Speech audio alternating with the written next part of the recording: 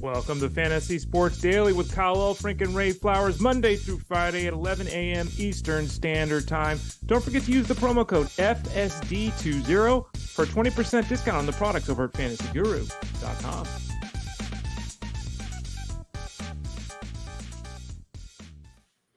And here we are on a Wednesday edition of Fantasy Sports Daily. Kyle Elfrink hanging out with Ray Flowers, who is hanging out at the base of the Green Monster. I love it, Ray. I was wondering, is that Verdugo behind you? You told me I was incorrect. That is Benintendi behind you. Yeah, I've been downloading photos for a long time for articles, and going through there, trying to keep my promise to have a new photo every show this year behind me with my new green screen and all that. And today we do have the Green Monster. There's get out of the way. There's a gentleman sitting in there. You can kind of see too, in there. I'm kind of hiding him, but yeah, that is Andrew Benintendi. I think this photo is about 5 years old. Well, and it had me wondering, where the hell's Andrew Benintendi at? And you reminded me he's still looking to find out where he's at. I mean, how old is Benintendi? 31 maybe? He's got to be in his early 30s, and how quickly it happens, right? I mean, you'd think he was an NFL running back with how he went from being a thing to being discarded and kind of just bouncing around from team to team now. He's a kid, Kyle. He's 29. 29. Wow. 29. He turns 30, right? A couple days after the birth of our nation in July. 7th overall pick in 2015. Had a couple of great years. Went 2020 his first full season. And then ever since then has kind of struggled to get back to the top of that mountain. And as you said, has kind of started the veteran move. Red Sox, Royals, Yankees, White Sox. And so it goes for Andrew Benintendi. Yeah, so it goes for Andrew Benintendi. Let's see, since 2020, 1, 2, 3, 4, and probably a fifth team to come his way. The proverbial journeyman is what Andrew Benintendi has become. We are not journeymen. We get rolling each and every day at 11 a.m. Eastern, hanging out with you, Fantasy Sports Daily, powered by fantasyguru.com. We will start you with a little baseball today. We've got a rather sudden bit of news regarding Corey Seager, one of the best players in fantasy baseball. And what do you know, on Tuesday, he undergoes surgery. So we'll talk about what that means for his outlook in 2024. Some news off the field with the Baltimore Orioles, which matters to us because that's an exciting team who, when you think about the future, are they going to keep all these guys around? Are they going to spend money? Are they going to go out in free agency? Are they going to go for it, if you will? Well, there's some news with the Orioles today that maybe they'll be more willing to go for it in the future. Ray will give us the roll of saves in 2024. Ray, you mentioned yesterday on the program that you are indeed in at least one league, if not more, where saves have been eliminated. But I still think a vast majority of people still go with the old-fashioned save as a way to rank pitchers, don't they? I think they do as well, and we'll discuss it today. And it's kind of like, I'm an old man screaming at the clouds, like you said, with the win category. I think it should be the same way with the saves category. We should not replace it. We should augment it, is probably a better way to say it. I am in a Tout Wars League where we have done that. We'll discuss what I think is a better way to handle the relief position later in the show. If I gave you one stat you could dump, Ray, would it be wins or saves? Both. Like cheating. If I had to choose I had to choose one, I would say saves.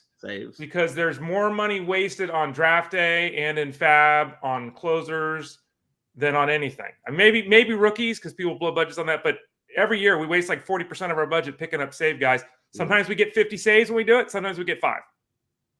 First base is the position that Ray and I have been discussing all week long here in Fantasy Sports Daily as we lead up to the start of the season. It's a long-standing tradition with us. Each week we devote to a single position. Last week it was catchers. This week it's first baseman. We will talk about some of the letdowns of 2023 and the chances, if any, of a rebound in 2024. So that'll get us rolling on the baseball side. We will hit you with a little NFL news. Kind of wondering about quarterbacks. Geno Smith, is he still going to be the guy in Seattle? Russell Wilson, is he still going to be the guy in Denver? And one of our favorite piñatas of the last couple of years, Arthur Smith. Ray, I guess, what do we know? Because although I question his bona fides as a play caller and offensive mastermind. I guess he's good enough for at least one NFL team to say, hey, we'll take you. I will add that NFL team, Ray, just suffered through Matt Canada for like 4 years. I don't know if Arthur Smith's an upgrade, but if you're just trying to upgrade from Matt Canada, maybe Arthur Smith's going to work for you just a bit. Maybe now I understand why some people wanted them to move on from their head coach. No. I don't know what Saban hiring here. I assume there's some. This is really bad. It's really bad, huh? Because this team doesn't have a quarterback. And we'll talk about it. They don't have a quarterback. And where this guy's coming from, didn't have a quarterback. And how did that go the last couple of years, Kyle? No faith in Mason Rudolph, huh? If he's even back. Yeah, they got to make sure Mason Rudolph is back. So we'll talk about Pittsburgh and a couple of other things shaking on the coordinator side in the NFL. As always, we like to remind you that you can get your eyes on Ray's draft guide. It's been out a few weeks now. Each and every day, new columns are going up. Updates are being added. I'm sure with the Corey Seager news, there was a slight adjustment maybe on those player rankings. But Ray, right now, in effect, people can get it for $40. And it's not just the draft guide, as we like to remind people, all season long. If you are a season-long player, this is the package for you because it's coverage from now through the remainder of the baseball season. What does that take us? All the way through October, Ray. You're covered for the season. Absolutely. And it's one of the things that we pride ourselves on at fantasyguru.com is delivering that full season experience. Use the promo code FSD20, FSD20. You get a 20% discount on top of the early bird pricing. As we get closer to opening day, the price goes up. So now is the time to get in. And, we had the head-to-head week last week. This week we had kind of opinion week. We also have released the best ball rankings. So those are available. We're starting to ramp up the coverage of the best ball segment. MLB model Scott Bonder working on that for us. We've got all the research articles diving into categories and what numbers you need to know and what do they mean and all of that kind of thing. We've got the huge rookie section where we talk about rookie rankings, our expectations this year, scouting reports, all that kind of stuff. So FSD20, it's available right now. It'll be through the entirety of the season. And you also get access to Discord where you ask those questions and we can have that conversation to get you the answer that you need. Okay, so do check it out. And of course, there are other packages that get you other items. I know right now, hockey and basketball are really hot with DFS, so we can get you coverage for that if you're looking for a nightly sweat. Ray, let's get into our news of the day. We start in baseball. Yesterday, we had a trade. We had a signing. Today, we've got surgery, which I got to say, hearing about a surgery, Ray, on January 30th/31st is never a good thing, even if you're just a regular guy. But, Ray, this is more than a regular guy. The Rangers announced that yesterday a surgery took place with Corey Seager, 2 weeks before the start of spring training, or 3 weeks, I guess it is, for the vets. It is a sports hernia, which, Ray, that's nothing that's debilitating. It shouldn't be anything that is bothering him, 3-4 months from now. And it's probably something that had to be done because, in effect, Ray, the Rangers gave this 3 months to heal on its own, and it didn't. So I guess that is why we are at the late juncture of doing a surgery at the end of January, right before spring training starts. Yeah, and it's disappointing. It sounds like there's a chance to be ready for opening day. If not, it doesn't seem like it's going to be significant, but there's setbacks. Seager himself is unfortunately, he's not Byron Buxton, right? He's not to that level, but he's always hurt. Mm-hmm. And, we were just talking about Benintendi being 29. Seager's 29 years old. It's like, dude, come on, man. He's getting paid a ton of money. He's coming off a massive season. He just posted 1,000+ OPS, was a superstar with the bat, strong defensive player. He's a leader. Like, it's all there, but he doesn't play. And, you look at this, the last 4 years, and one of them was COVID, right? But the last 4 years, he's played 120 games one time. Yeah. And so it's really tough because we did adjust the rankings at fantasyguru.com at the shortstop position. We dropped him down. I think took like $3 off his expectation, dropped him down in the rankings a little bit too. You kind of got to look at him and think he's going to miss 25 games anyway. That's what history tells us. The problem is, what if it's 15 games at the start and then it's 25 games? Does something else come up? And so he becomes a difficult guy to pay full price for, even with the bat, because of the injuries and because of the fact that, unlike so many other guys at the position, he just doesn't run. In a couple of weeks, we'll delve into the shortstop position. And Ray, I look at it right now. there's at least like 7 studs, I think, here. Guys that I consider studs at shortstop. Seager's one of them. And if I'm drafting today, Ray, I'm more than happy to take one of these studs and not invest in Corey Seager as we get closer to opening day. And as we get more information and maybe we see him on the field and he's participating in spring training, then maybe I'm much more apt. But in terms of drafting early, when you have kind of this question mark on opening day, to me, it's just logical to drop a guy. Now, he can win his way back up, 3 weeks from now, Ray, if he's in the cage and it's like, oh, he's going to make his spring debut here in 5 days. Okay, then we're feeling a little bit better about things. But let's say we get to the end of spring camp and they're like, oh, he'll start the year on the DL. And might I remind people, this is a surgery. There's an incision. There's a repair. You're going to take it pretty damn slow with this. This is an area of the body, Ray, with a lot of twisting and moving. You swing, you run, you field, you bend over, all these things, you turn as you're rounding first base. This is all kind of in the core. Mm-hmm. And that's where this injury kind of originates. So there's always the danger. I mean, in effect, this is kind of a muscle tear or of that sort. Ray, it's just like a strain or a pulled muscle. There's always that fear of, coming back too early and pushing it too early.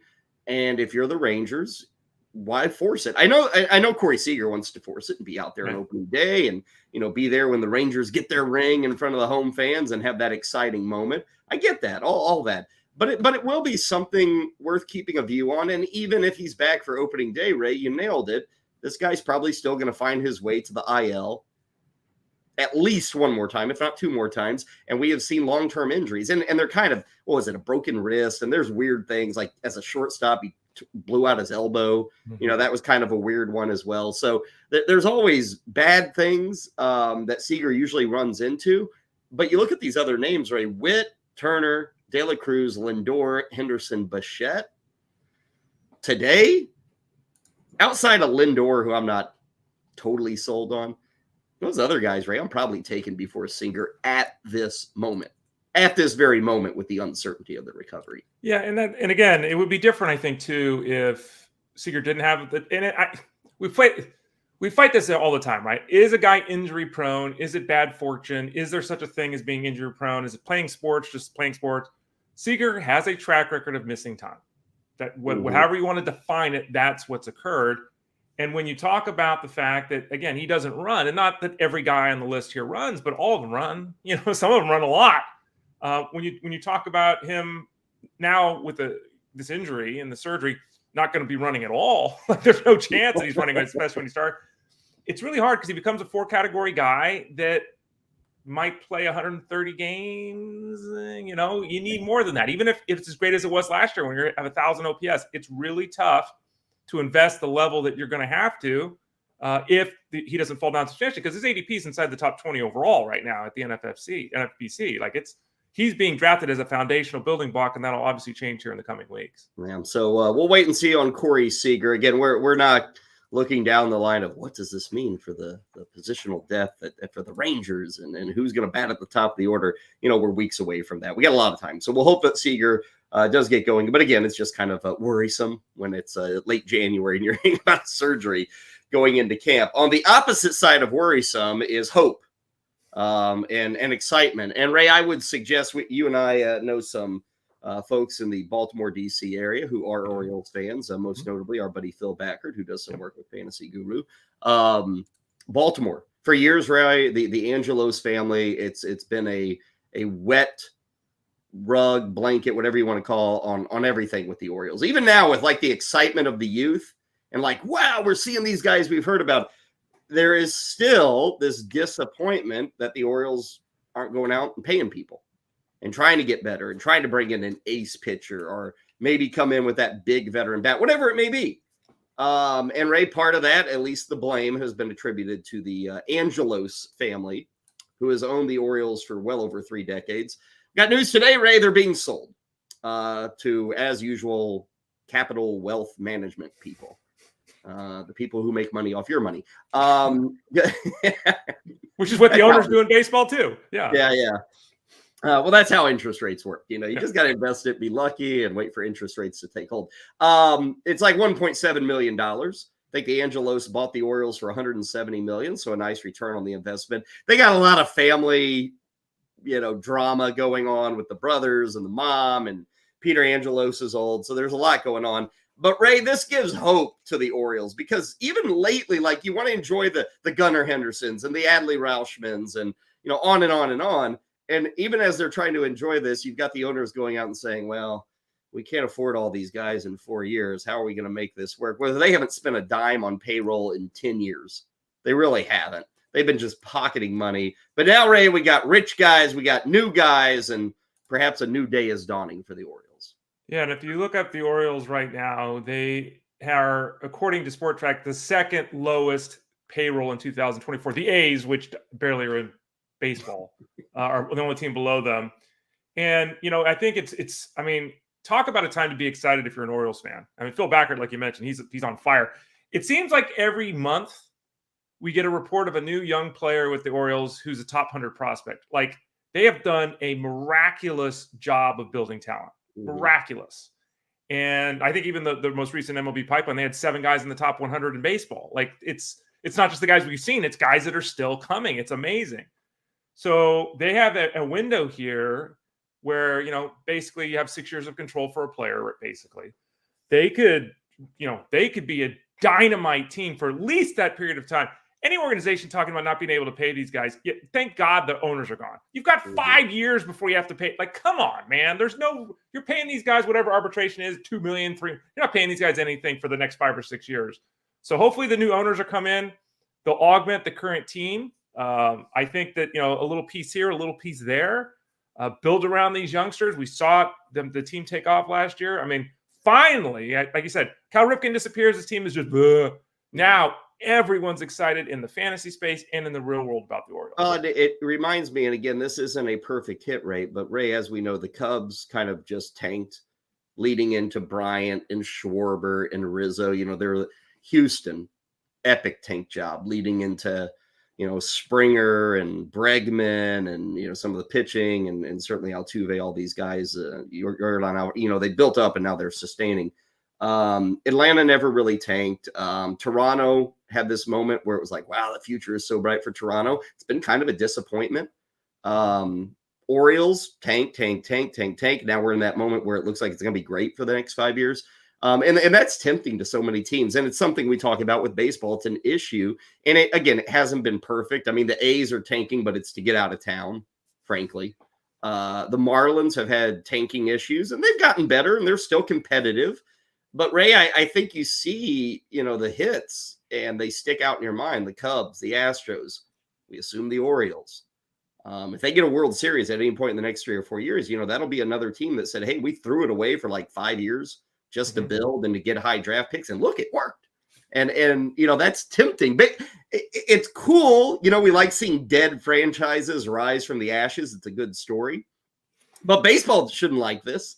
The Pirates, they've been bad for years, and I don't think they're really that close. They're getting better. The Reds, Ray, they're kind of going through the early stages of Baltimore.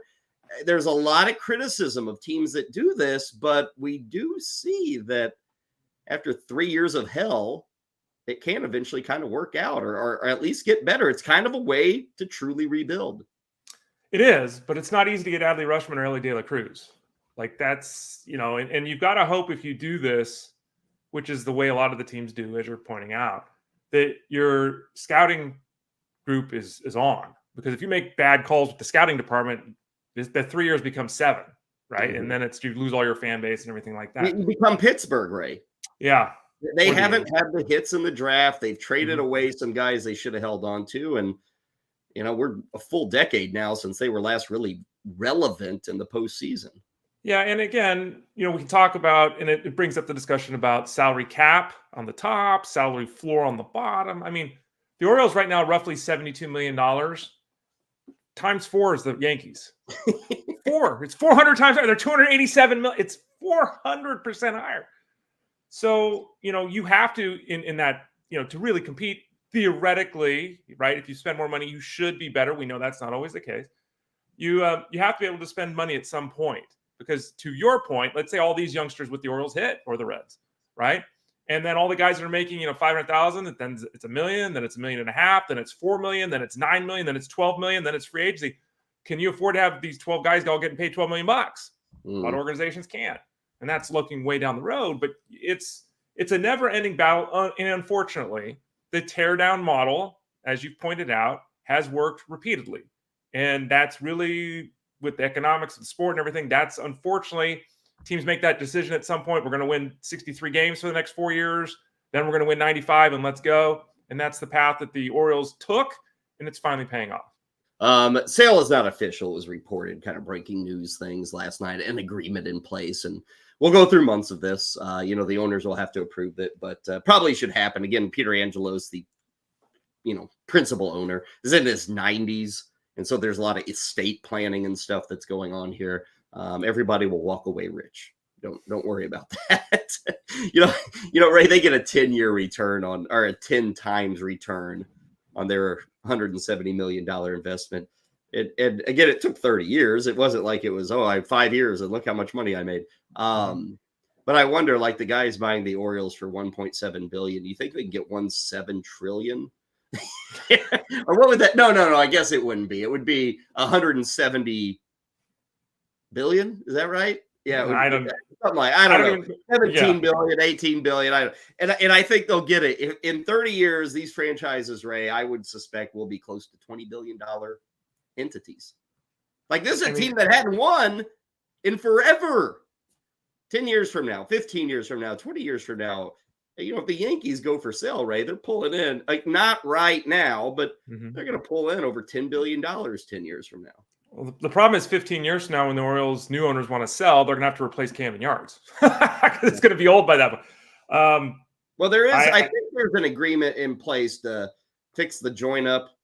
Like I seem to remember that and that's been a long issue. I think, in the Maryland State House, they finally agreed with them, to keep the lease going and to show some improvements. But yeah, in the finances of baseball, and that's not what we're going to talk about long term here, but the finances of baseball, the fact that you and I, like you're talking about, we buy the tickets, we buy the jerseys, we pay for the TV rights, and then we have to pay taxes for the stadium too. Like I don't know, man. Public funding for baseball stadiums, that's a tough sell in this day and age. Yeah. These guys have billions, but they don't want to fix up the stadium. Yeah, they want us to pay for it. Yeah. Elsewhere in baseball, a former Oriole, and I'm not going to blame the Orioles for letting him walk, Aaron Hicks, now with the Angels. That actually happened, I think, Sunday night, Monday morning. But just thought we'd throw that out. The Angels are picking up a bunch of retreads on like 1-year deals, trying to see if they can get something to click. And the whole goal is to flip guys at the deadline to build up their pretty lacking farm system. So that's their game plan. The other team north of the Angels, the Dodgers, Ray, just to remind people, we had a report over the weekend, Walker Buehler, to where early on in the season, he may be very limited. In other words, even if he's healthy, he's not out there pitching every 5 days in April. Maybe he's very limited in April. And this is a reminder of the game plan in LA. I know, Ray, they are a behemoth and everybody thinks they're going to sail to the World Series. That's what, the expectation is. But this is a very interesting setup for a pitching staff. They're in effect, Ray, going to, even if everybody stays healthy, Ray, I mean, they're looking at 7-8 guys pitching for them this year as starting pitchers. And Yamamoto, I guess you'd have to say, well, that's a guy who should give you 20-plus starts. He should.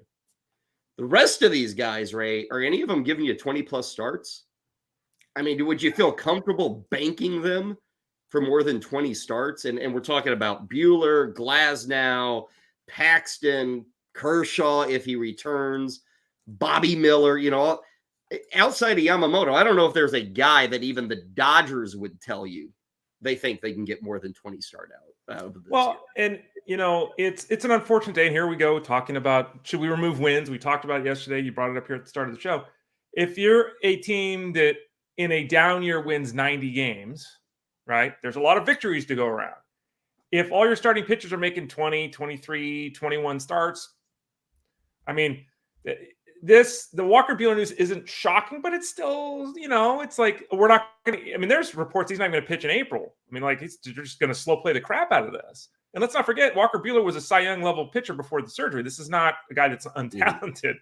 Now, Glasnow can't stay healthy, so he will not make 30 starts. He just can't. Buehler won't make it. Bobby Miller, I think they'd like him to take that step, and he looked great last year. Paxton can't make 30 starts in their wildest dreams. So it's gonna be the trade market, which unfortunately they're gonna avail themselves of at some point. It's gonna be, Gavin Stone, Emmett Sheehan, Michael Grove. These youngsters are gonna come up and make starts.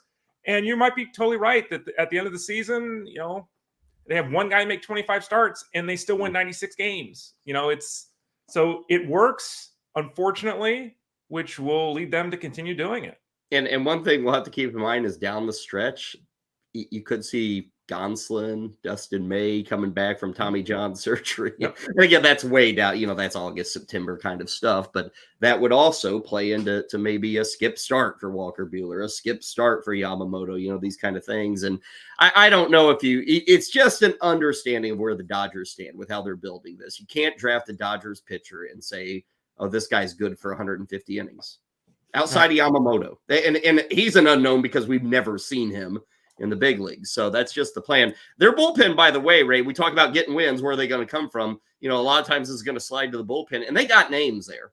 Mm-hmm. I mean, they got a lot of names like Trinan, Joe Kelly, Fire Ison, Yarbrough, Gratterall, Evan Phillips, of course. I mean, they got a lot of guys. When I look at that bullpen, Ray, a lot of those guys are going to have half dozen victories this year just because of how this team is built. Yeah, and watch Ryan Yarbrough make 14 starts too, right? Because they'll opener him up 5 times and he'll make 9 other starts. Yeah, when you have the finances and you spend it wisely, you put together a good team. I mean, and again, it's not a guarantee of anything. We were just talking about the Yankees. The Yankees always spend a ton of money. They haven't had the success the Dodgers have had. So there's a secret sauce that's involved here. But the Dodgers have a very impressive pitching staff from top to bottom. That is totally fair. Kyle Elfrink, Ray Flowers with you on Fantasy Sports Daily. Let us move into today's topic. Every day we like to spotlight something that Ray thinks is worth noting from the Fantasy Baseball Draft Guide. As Ray has noted, yesterday it was, hey, get the wins out of here. Today, Ray, I guess it's get the saves out of here, right? We got to go after the guys who are racking up saves. And I guess your issue with this is the unpredictability of guys from year to year, and maybe even how teams are now using the 9th inning. Yeah, it's a little bit of everything. And, the fact is, number one, to get a save, the game situation has to be just right? Your offense has to do this.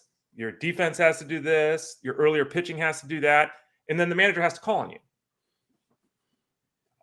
Who could predict that? No one can predict that. Even the best guys are saving 40 games out of 88 victories, right? They're not even getting half the saves. So there's the inherent nature of the game and how so many things have to go right for you even to get the opportunity to produce a save. Then we start talking about the actual consistency of the position. And I hinted at this earlier in the show. There is no position in baseball where we spend more draft capital for less return or more fab money for less return than relievers. Because the value of a guy throwing 47 innings of good work is really small in a 5x5 game. Unless there's a 10 save, 15 save, 23 save after that. If it's 2 saves, those guys are all over the waiver wire, right? Mm-hmm. And as you see there on the graphic, it's obvious. The last 3 years, there have been 6 guys who have saved 20 games each season. 20, not 40, not even 30, 20 saves. If your number one closer gets you 20 saves, are you happy? No. There are 6 guys who've done it the last 3 years. That's horrendous. It's horrendous levels of production. How many guys have had 30 saves the last 2 years? You can see it. It's 4 guys. 4 guys the last 2 years have gotten there. So what are we doing? We're chasing a category that's unpredictable to start. There is no consistency from year to year with the players themselves. And I don't understand why people love it so much when it's guessing when they're going to get the opportunity. It's guessing if they're going to be successful in the opportunity, and then it's guessing if they're going to get the follow-up opportunity. I don't understand it, Kyle. Well, yesterday you had a suggestion for what the replacement should be. So the following question, Ray, what should the replacement be? If you want to get rid of saves, what are you proposing? Solds, and it's a simple one. In the league I'm in Tout Wars, we do solds there. And solds is saves plus holds. Now, you can't get rid of saves. I know if you get rid of saves, people will stop playing. It's like when we talk about getting rid of batting average. People just won't do it. Okay. Yeah. Getting rid of victories is stupid, Ray. People just won't do it. Okay. And you have argued with me, because we've had this discussion for a decade. You've argued with me that you think there's a difference between getting the 27th out and the 23rd out. Okay. Yeah. So let's keep saves. Let's add holds. Now, neither one on their own is great, and that's the negative of this. I just described I don't love saves. Holds, kind of the same thing. You can get multiple holds in the same game, which has been your argument over the years. So neither one is great, but what we do by adding them together and using the category of solds is instead of focusing on the role that the player takes, we're focusing on the skills the player has. Because that doesn't matter to me, because I know Tyler Rogers is going to be out there and he's going to have a 1-1 whip. He's going to make 73 appearances for the Giants. I don't care if he throws the 7th, 8th, 9th inning. It doesn't matter. I know who he is and what he's going to do. If we're playing in a saves league, he has no value. If we're playing in a holds league, he's got a lot of value because that's the role he fills with his team. So let's remove the concern about when the manager makes a decision and what the game score is. Let's remove all that kind of stuff as much as we can. Add in some more, and therefore be focused more on the skills of the player versus the role the player is filling, Kyle. I have no idea on this answer. I doubt you do either. But maybe I'll give you some homework, Ray. Because you present the things with saves and how they, different guys every year. Mm-hmm. And nobody goes even 3 years being like, Josh Hader's the only guy. Yep. I wonder with holds, how much repeatability there is. In terms of, I got 22 holds last year. Well, hey, there's 4 guys in baseball with 20 holds in each of the last 2. Like, I feel like that's pretty damn unpredictable as well. Mm-hmm. You'd still be playing that guessing game. It opens up the pool. I am in many leagues where we don't combine holds and saves, but in points leagues, Ray, mm-hmm. we have always included holds. Right. Now, they are not worth as much as saves. I think our saves are worth 4 points in the league I'm most accustomed to with holds. And I think holds are worth 2. Mm-hmm. So a save is still twice as much. And if I did solds out, it's simple enough, Ray, to say holds plus saves, solds. But like you noted, we are now equalizing the hold in the 7th inning to the save in the 9th inning, or the hold in the 6th inning to the save in the 9th inning, which some people don't have a problem with. I do. So, Ray, I'd almost like to have a multiplier effect. Like in a points league, it's easy.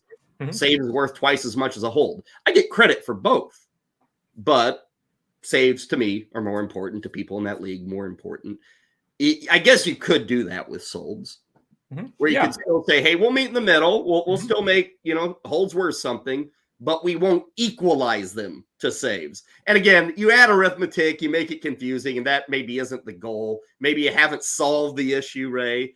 But that is another thing you could at least think about, to where the save would still be worth more than just a simple hold. Yeah, and there's the option there on the bottom of the graphic where it's exactly that. And I used the 5x5 game because that's what the majority of the article is. But you'll notice the same ratio that Kyle just mentioned in a points league. It's still there. You can do 1 point for a save, 1 point for a hold, so they're the same. A lot of people like the 1 point for a save and the half point for a hold, which again is the same as Kyle going 4 points or 2 points, right? So if you want to break it down that way, I don't have a problem with that. Then we still say, look, let's give some importance to the guy that's the 9th inning guy. We have seen in recent years, of course, especially when games get really important, that teams don't save their Mariano Rivera for the 9th inning, their Trevor Hoffman for the 9th inning. That guy's out there in the 7th or 8th inning, which is what they should do. Because when the game's on the line and the bases are loaded in the bottom of the 7th inning, get your best guy in there. Who cares if you got a 3-run lead in the 9th inning with no one on base? So if you wanted to change the recording of points, I don't have a problem with that. If you wanted to make the hold half as valuable as a save, I think that's totally doable. And there's a big article over at fantasyguru.com that looks like at the last decade. Like, it's got huge ADP numbers, and it's a huge article. And I don't have the exact answer to your solds question going back to it, Kyle. But if you look at the article and you look at the last 10 years, there's an average of 17.6 seasons per year of 25 saves. Okay. There's an average of 10.8 seasons of 25 holds. Okay. So about 18 to 11. So there are more guys that get the big save numbers consistently than the big hold numbers. I don't have the consistency for the holds in the article, but I think that maybe speaks a little bit to the idea of let's still give a little bit of deference to the save over the hold. And in these holds leagues, Ray, when you're drafting, and I haven't been in many of them, I think I've been in 1 or 2, and, the guys you end up going with, quite often it's not because you're predicting great holds numbers. Mm-hmm. It's because you say, hey, this guy's got a 98 mile per hour slider. and has or can hit 101. He's in the 8th inning, and eventually he'll get saves. Like, I think he's just a talent. Because I look at the guys who lead in holds, Ray, and I don't think anybody's like going after Hector Neris, who was tied for the most holds in baseball. Like, this year he's going to be with the Cubs, and I guess in a Solds league, or people are going to care about him, or Eric Swanson, or Mark Leiter, or Colin Holdeman. I mean, I say the name Colin Holdeman, who was top 8 in baseball for holds. Ray, I bet 95% of our audience has no idea what team Colin Holdeman is on. Really? We mentioned the team earlier in the show today. And I'd have to think hard. I would have, but because we're early, I'd get it. I'd have to sit here like, oh yeah, Pittsburgh. So even like you couldn't even look at a holds leaderboard and say, oh yeah, I'm gonna go after a Brooks Raley or give me some Trevor Stephan. You're still looking at guys who don't have the 9th inning job, but you think they're going to get it. Well, like, you still wouldn't change your drafting, I don't think, if you had Solds. In season, you maybe get a better payoff, but in the preseason, I don't think it would change anything on your draft board. Who is the Angels closer? Don't know. Is it Estevez or Stevenson, who just got the $33 million? Who's the Rangers closer? Is it Jose Leclerc or David Robertson? We don't know. So if you're drafting now, you're guessing with a capital G. You're just guessing. Oh, we're always guessing, Ray. Right. But the point is, if we go to Solds, we guess less. But you're still having to determine who's going to be the better of those two guys. But you're now focused on the skills they possess versus before, all we're concerned about is the 9th inning. Is the role. That's the old Jose Mesa thing. Let's get 35 saves with a 6 ERA. Okay, you're a horrible pitcher. You just happen to be the guy that gets called out in the 9th inning. Well, this year it's going to be Craig Kimbrell, Ray. He's probably closing for Baltimore, right? I think that's fair. Yeah. He's no good. He's not terrible. Okay, he's not Craig Kimbrell anymore, and he's sloppy and he walks guys, and it takes 95 pitches to get 3 outs. But it's like he's going to get drafted. I want nothing to do with the guy, Ray. Mm-hmm. I just don't. I won't touch him. So that like people will go after him, I guess, because he's Baltimore's closer and they think it's a 90-win team. But to your point, because of his skills, I just don't care about Craig Kimbrell. I'm not going to draft the guy, even though he's got the job. Go get Yiner Cano.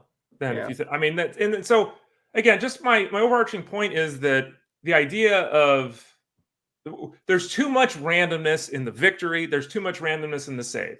Let's improve that. I'm not saying Solds is the answer. There are weaknesses to the hold. We're talking about it. We're going through. I'm not saying it's the panacea of how to do relief pitchers. No, but it's better. So that instead of me having to guess which guy or even having to do the double tap, like I'm going to take Carlos Estevez and then next round I'll take Robert Stevenson. Like, okay, right? What in the end if both those guys suck and neither one of them gets 15 saves because the Angels aren't any good and they make a trade and they bring someone else in and some other reliever. Let's not worry about the role. Let's worry about the skills. That's what I'd rather focus on. Well, and to your credit, I sometimes play devil's advocate here with Ray. I don't really agree with him on these things. I don't hate these ideas at all. But the argument Ray and his like can make is don't let the idea of perfection, like truly making a perfect solution.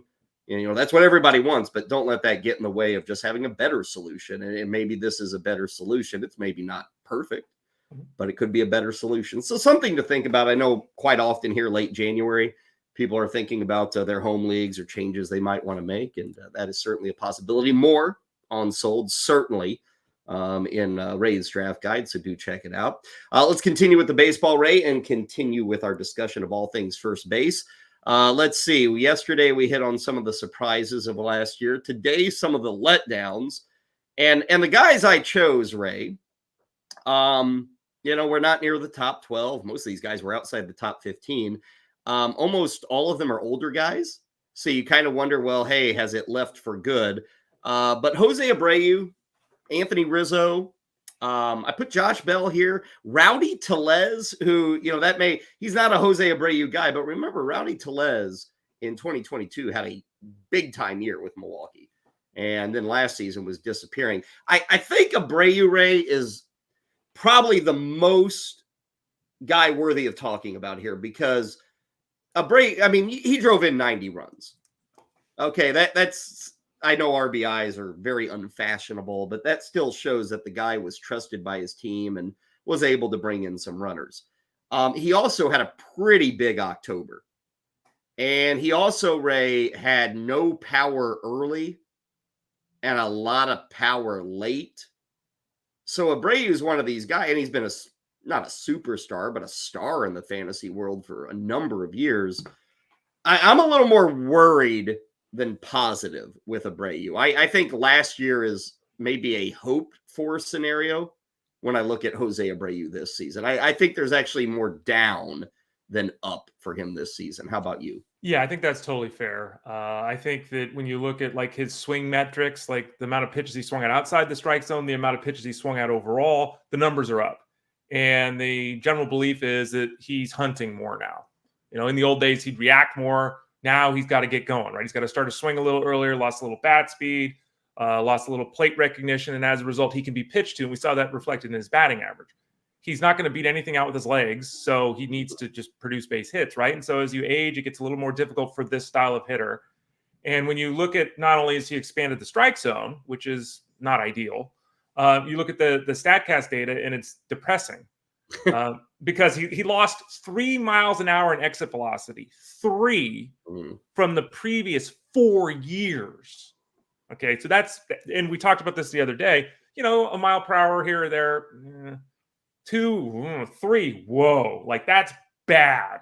His hard hit rate was the lowest it's ever been. His barrel rate was the lowest it had been in 5 years. So he swung more. He expanded the strike zone. He did less with it, right?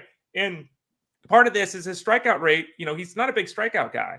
So if you're expanding your strike zone and you're swinging more, but you're not striking out more, what are you doing? You're rolling balls over to second base, right? You know, and so it's hard to envision a scenario where he is better than he was last year. I can give him, 10, 15 batting average points, but, to your point, hitting 250, 1879, Yeah. You still draft Jose Abreu. This is not like he's undraftable. And part of the reason, Ray, is where he's going to be in this Astros lineup. Because he's a right-handed hitter, Ray, even though Kyle Tucker is a much better hitter. I mean, Kyle Tucker is the fantasy superstar. Abreu probably bats ahead of Tucker because of how they want to set their lineup to break up the back-to-back lefties. If they go Alvarez Tucker, you got 2 lefties. Abreu goes in between those guys and breaks up the lefties. And honestly, and yet, unless, the catcher Diaz continues to hit, that's like the only threat to Abreu losing that positioning in the order. They'd have to reshuffle everything. I mean, because, you got Altuve at the top. You got Bregman 2, then Alvarez. That's 1, 2, 3. That's how it always is there. Then you go Abreu to break up Tucker and Alvarez. And then the back of the order, Ray, I mean, I don't see Chas McCormick like suddenly ascending, or Jeremy Pena or Jake Myers, or these guys like lifting up and becoming middle of the order of bats. Diaz would be the threat as a catcher if what we saw last season could carry over. But this all speaks to the idea of that Ribby number. That Ribby number, Ray, he can be worse in all these categories. Average down, homers down, runs down. He could still flirt with 85, 90 ribbies because of where he's probably going to be in this lineup. He could, and he'll still be dependent on, like you said, to be that guy. And, I think it should be pointed out, too, that while we're both saying, hey, come on, this guy was a damn good hitter. I mean, he was really good, and he probably didn't get enough credit because he was at the White Sox and no one was paying attention. Didn't get enough credit for how good he was. So I guess it's nice to see him go to the Astros and get some, positive pub now. But at his age, with what we saw last year in particular, it's more of the same versus a step here. That step that we saw in the past, it's not coming back. How about the guy in the image below, Anthony Rizzo? And Ray, there's obviously an excuse here. It seemed like a majority of half the season he was playing with a concussion. Eventually had to kind of admit that and say, I haven't been right. And that's a concern to me, Ray. He is getting older. He's a fine player, and obviously he's got his spot in the history of the game. The guy who helped bring a title to the Cubs and has been a very, all-star kind of guy, and, leadership, all those things, right? I'd love to see him keep going, but I do worry about the after effects going into this season with the concussion. It's just it's a really tough thing to figure. And when you're on the older side, as he is in his 30s, you just kind of wonder what's going to be the true return to form this season. Yeah, and I think both these players and Josh Bell too, like these are veterans that you draft in a mixed league as your corner infield, guy, and you're like, eh. Like all you're trying to do is keep pace, right? You're not looking at these guys going back to hitting 35 home runs or being stars in the fantasy game. It is very tough to know with Rizzo because, like you said, last year was such a mess. He's only a year removed from going, 30, 75, 75. So, just as recently as 2022, we saw some good things from him. He and Joey Votto, or I know, sorry, Anthony. He and Joey Votto are kind of that, power guy that can still take a walk kind of player. Yeah. But it's hard to get excited about Rizzo. I think that you framed it correctly with Rizzo, whose strikeout rate was a career worst last year. It was 23%, which is basically league average. It wasn't a terrible number, but for him, it was bad. His walk rate has never been a decade since it was as low as it was last year. You start talking about him losing the strike zone a little bit. You start talking about the health issues he dealt with. And again, we're hoping that he goes 240, 25, 80, right? Mm-hmm. And not that he can't do that, but what does that do for you, right? Again, it's a placeholder in a mixed league. So I think that the batting average is in doubt. Playing time's in a little bit of a doubt. So there are some concerns with Anthony Rizzo. And then with the other two guys I mentioned, Josh Bell, Ray, when you look at the overall numbers last year, they weren't all that different from what Josh Bell has done. The issue was, I remember last year, the idea of him going to Cleveland and batting fourth, people were excited about that. And he was pitiful in Cleveland. And if not for a trade to Miami, after pretty well everybody in the fantasy world had given up on Josh Bell, he was much better in Miami. That was a positive move for him. Overall, the numbers were pretty blah. With Rowdy Tellez, I guess you could say it's not so much like, oh, you suck now. But now, Ray, his season was so blah that his role with Milwaukee is totally uncertain. And this is a guy who hit over 30 home runs the year before. And now you look at both Bell and Tellez, and I'm not going to say they're undraftable. If you end up in that spot, you take a shot in the 27th round, fine. But I'd rather go with somebody young that maybe surprises me than somebody old that I'm just hoping they can hit 20 home runs and maybe drive in 80 RBI. Like I'd rather just get excited about someone who can get me 15 steals or somebody who can maybe take over as an everyday third baseman at a position that I'm looking to fill, a corner infield spot, maybe take a shot on a prospect. Like that's going to be way more enticing to me than taking a shot on a Tellez or a Bell this year. I actually think all four of these guys are just take them, right? I am not excited. I don't think there's greatness from any of them.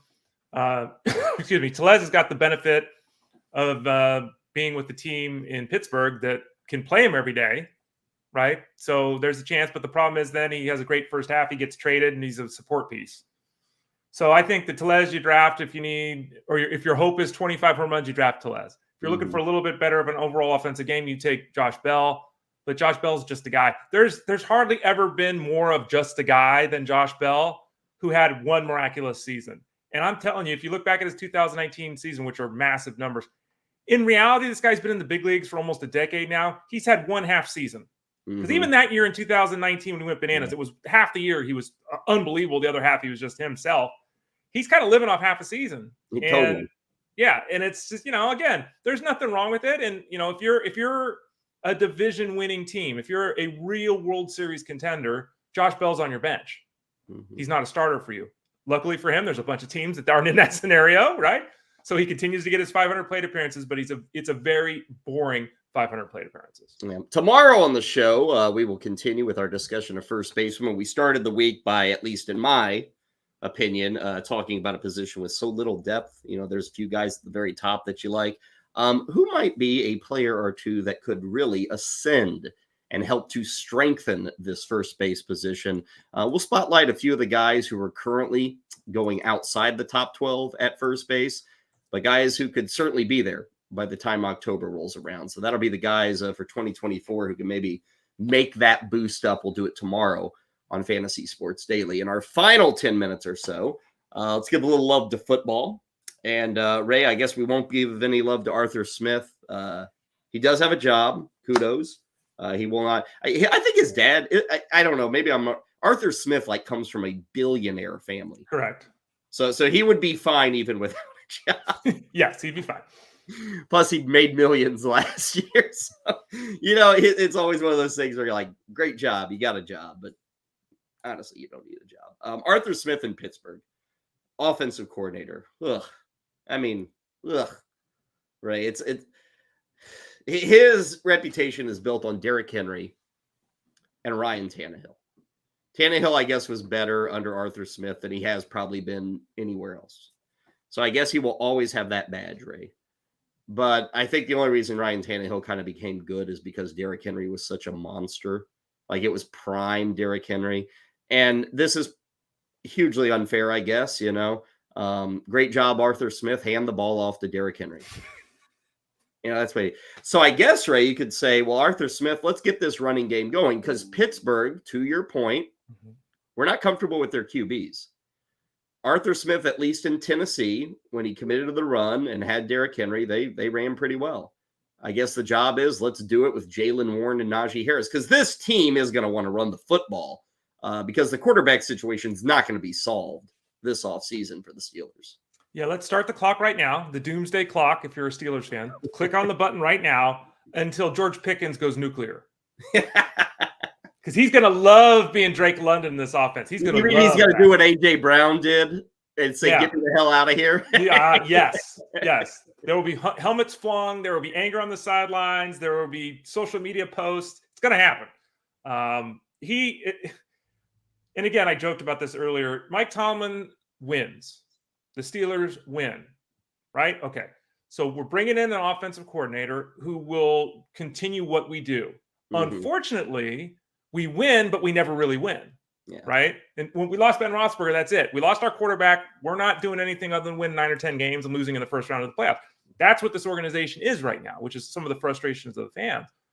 They need a quarterback. Now, there are some guys, and maybe they bring someone in, but if it's Mitch Trubisky or Mason Rudolph, and even if they bring someone in, like, who are they going to bring in that Arthur Smith is going to say throw the ball 38 times? Mm-hmm. So, you know, we know what the Steelers want to do. I think this is them trying to strengthen what they want to do, but it is boring from a fantasy perspective, and it's boring for the overall outlook of the team. You know, another ex-head coach who burned out pretty spectacularly is Brandon Staley. Sounds like he could become, it could become. It's not official. But he's interviewing with the Rams to be their defensive coordinator. So we'll see if that works out for him. Ben Johnson, by the way, the highly sought-after Detroit offensive coordinator, he, in effect, has said, Washington and Seattle, I'll wait till next year. So I'll see if there's some better spots to land. And I get it, Ray, because Washington has no idea who their quarterback is. And Seattle, who knows what they're going to do under quarterback. I mean, Geno Smith, I think I saw like 2 weeks from now, Seattle's in effect going to have to make a decision on Geno Smith. And it can go both ways. I mean, Geno Smith, I think you pay him $13 million. That's actually a steal for Geno Smith in today's landscape. So I look at that, Ray, and say, okay, that's what Seattle's going to do. Now they could say, well, we got a new coach coming in. The Carroll era is over. We've got some salary cap issues. We could save money for this year, but there's also dead money, which to me, Geno Smith is staying. But if you're Ben Johnson, you got Geno Smith for this year, which is fine. But next year, you probably don't. You're starting over. That's not a good spot to be in if you're a head coach. You want to be Jim Harbaugh going to Justin Herbert. So the hope is Ben Johnson has more of that setup, whatever the jobs are next season, that he could perhaps take over. So that's why he's staying, Ray. But I think Seattle's going to be fine. I think Dan Quinn probably ends up there. This Washington thing, it's, God, what a mess. Just an absolute mess, I think, what's going on with the Commanders right now. Well, think about it. Ben Johnson was the hottest name. He's not going anywhere. Bill Belichick, the greatest coach of all time, doesn't look like he's getting a job, and the Commanders still don't have a coach. Yeah, and Vrabel's out there. Vrabel too. Good call. Really associated with this opening. Great call. Yeah, and and things are changing with the Commanders. Okay, but things have been a disaster for a decade, right? So I think that it's not as simple as what you just laid out, but it's accurate that these coaches don't want to go to organizations that don't have a quarterback and no plan at quarterback because you draft someone, it takes a couple years to develop them. You win 13 games in 2 years, you get fired, right? Mm-hmm. So it's a tough call. I'm surprised Johnson didn't end up somewhere, but I get it. I think the Geno Smith call, I think they have to keep him. Because what's the alternative, like you're saying? Like, what are you going to do? You're going to go sign Blaine Gabbert? Metcalf is still a thing, and you got a young Kenneth Walker. Like, they're still a competitive team, Ray. I don't know if they're going to be a playoff team, but that should be a team in that 7-9 win range, I think, next season. Yeah, they're very much like the Steelers in the sense that you could see them making the playoffs but not doing anything in the playoffs. Geno Smith is not going to return to 2022. Those numbers are not happening again. It's more of what we saw this year. Is that serviceable? Yes. Can you win games with Geno Smith? Yes. At the price point of $13 million compared to what you'd have to sign, even free agents, is it fine? Sure. So I think they run it back just because they'll definitely look for, they need an answer long term. And I don't think it's Geno Smith, but it makes all the sense in the world to have him back and just kind of, again, like you said, try to do 2023 again next year. Yeah. Elsewhere, there was a report today. The Russell Wilson thing is going to be reported on a lot over the coming weeks, but a lot of connecting of the dots to Vegas, as maybe that's where the Raiders go. And, you got to find the money and the opening and the trade partner and everything, but still sounds like Russell Wilson, right? It's probably not going to work in Denver. And it's pretty crazy. When that trade was made, it was like a dawning of a new era for the Denver Broncos. Like, oh man, we got a Super Bowl proven Hall of Fame quarterback.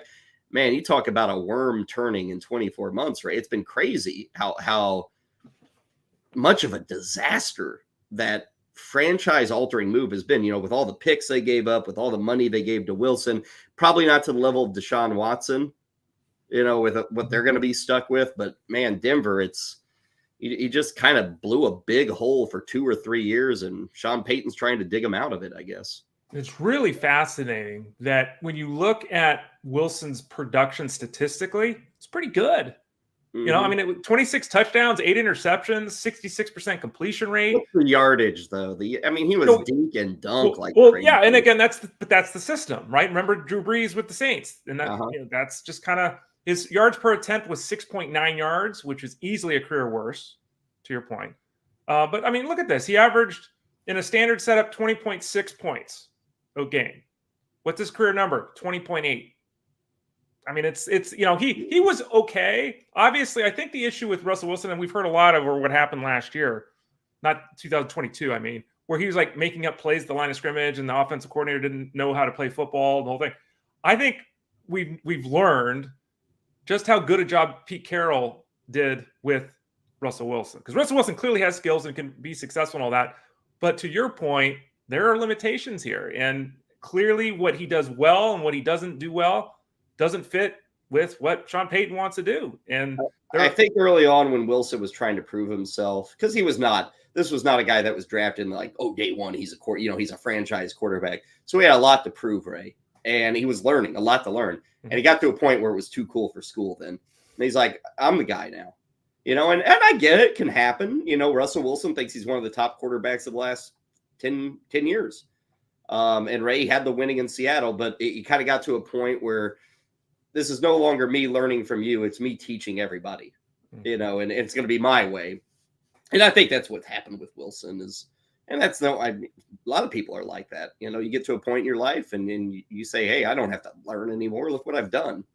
And maybe that's where we're at with Russell Wilson. I think the problem is you go to Vegas. I don't think, does that turn around the fortunes of Vegas? I don't know if there's a spot, Ray, where all of a sudden Russell Wilson has it click and he's like, okay, yeah, let's do what you want to do. I think he's always going to be that guy who says, I want to do what I want to do. Yeah, and again, to give him credit, if he plays those final 2 games, he might throw 30 touchdowns this year. It was still – but, yeah, I think that there's a lot of people that used to like his raw attitude. Now there's a lot of people who think he's a phony. Yeah. Yep. With a capital P phony.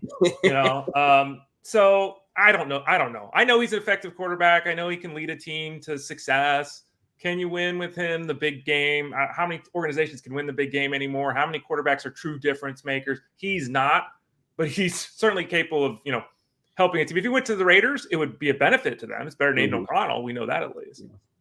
That is where we stand, at least today in the NFL. Obviously, things are a little slow. We got the off week between the championship round and the Super Bowl round. And next week, we'll really keep digging into the Super Bowl and talking about that big game and getting you set from a wagering perspective, a DFS perspective. We'll do a lot of that next week as we go through things leading up to the kickoff in Vegas. As for tomorrow, more baseball, a little bit of football as well. So stick with us for that. More on first baseman. We'll also on the football side, because I've been promising this and we got to complete it. Tight ends. We'll kind of get into that position with a look back and a look forward at that spot, which did improve this year.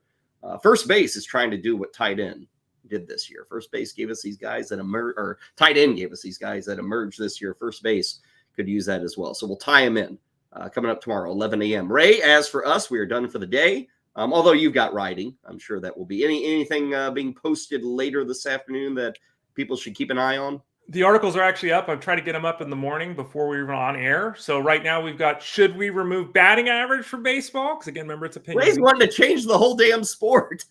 And if you think that removing these things is a good idea or not, there's also an article about categories we can add. Okay. So not just saying, let's knock everything out. I'm giving you some options as to what you can add to replace the things we're knocking out. Ray, you and Rob Manfred are kindred spirits. Just trying to improve the game and want to mess with everything. You know, if 100 years of all this stuff or 40 years in the case of fantasy baseball, and you come in and you want to kick all the toys over, pull the I table. do. Well, just because we've done something forever doesn't mean there's not a potentially better way to do it. I don't want to be Russell Wilson, Kyle, and think I've learned everything. Yes, exactly. Always learning. Ray Flowers. Has that ever been said? Yeah, that's been said. Ray's a learner. Okay, we'll see you tomorrow. Big thanks to everybody in the chat room, everybody on YouTube, X, Facebook, however you consume us, the people who download the podcast. That'll do it for us. We'll be back on Thursday. Kyle Elfrink and Ray Flowers with more Fantasy Sports Daily, powered by fantasyguru.com.